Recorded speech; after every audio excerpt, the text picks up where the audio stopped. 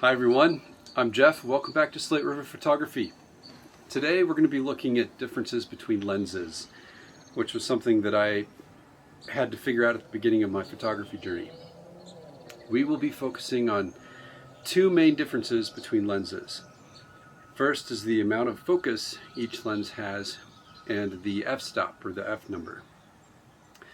As I mentioned in my previous video, I shot on the 18 to 150 millimeter lens that came with my camera, which is often referred to as a kit lens.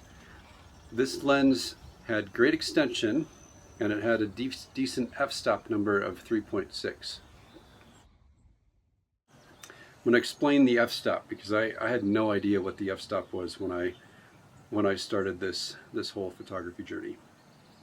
The f-stop is the term used to denote aperture movements on your camera. The aperture controls the amount of light that enters the camera lens. This picture is an example of a low f-stop. So I used f3.2, and this picture was actually taken at night, but it allowed so much light in that it was able to take such a dark picture and make it look like it was taken during the daytime. I also left the aperture open for about 40 seconds to absorb as much light as possible.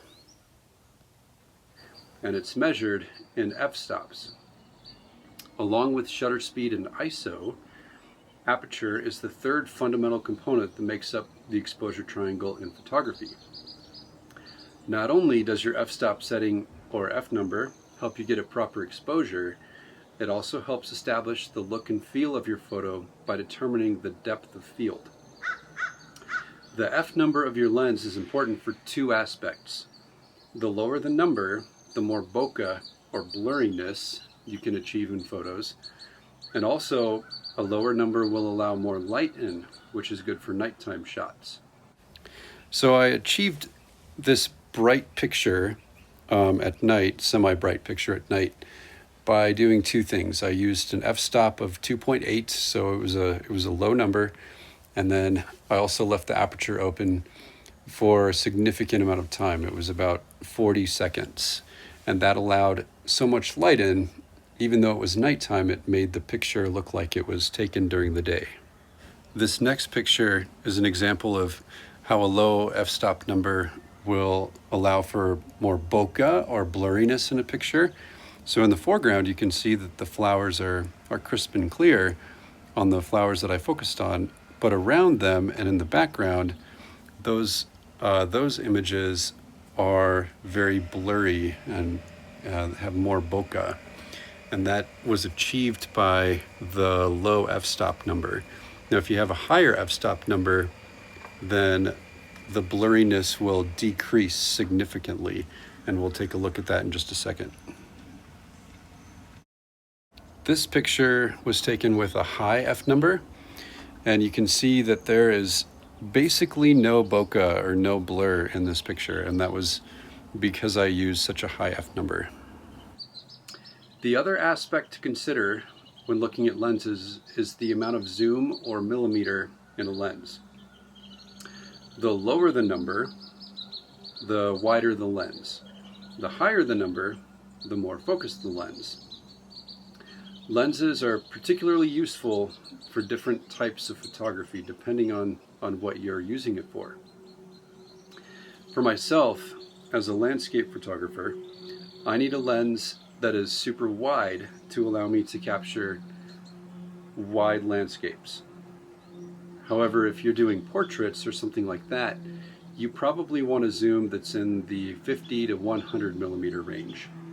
I took this picture actually at my parents' 50th wedding anniversary, but I took this with the 50 millimeter prime lens, so I was quite a ways further away than I normally take pictures, and I also used an f-stop of 1.8. And if you're doing outdoor animal photography where you're trying to photograph something from a great distance away, you want a high zoom or something in the 100 to maybe 300 millimeter range or more. I have a few pictures here that show a range of different zoom lengths. This picture I took at 28 millimeters, and you can see the lake is quite a ways off in the distance, and it's very small within the picture. This next picture is at 111 millimeter zoom, and now the lake is very much in the foreground. So the difference even just between 28 millimeters and 111 millimeters is very significant.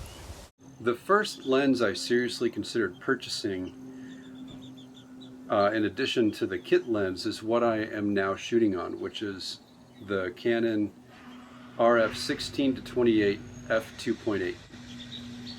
This lens has a relatively low f-stop number of 2.8 and a nice wide zoom range. It also is weather resistant, which was important to me to use it for backpacking and camping and hiking and that type of thing.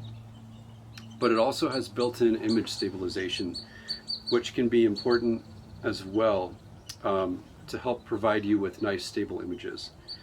If you're trying to get into night photography, you'll need a lens that has manual focus, which this lens has as well. Comparing these two lenses, you can see the difference between the kit lens and the 16-28 millimeter. The 16-28 is quite a bit bigger, despite having a shorter zoom range. The kit lens has good zoom and a decent f number, but I use my 16-28 for most of my shots. I also purchased the Canon 50mm prime lens. Prime just means that it is not a zoom lens, it's a set millimeter. The 50mm has a low f-stop of 1.8 and is very affordable. It's a great intro lens for portraits and that type of thing. If you are looking for a lens for yourself, I'm putting links to all of my gear in the description below. Thank you again for joining me, and I'll see you next time.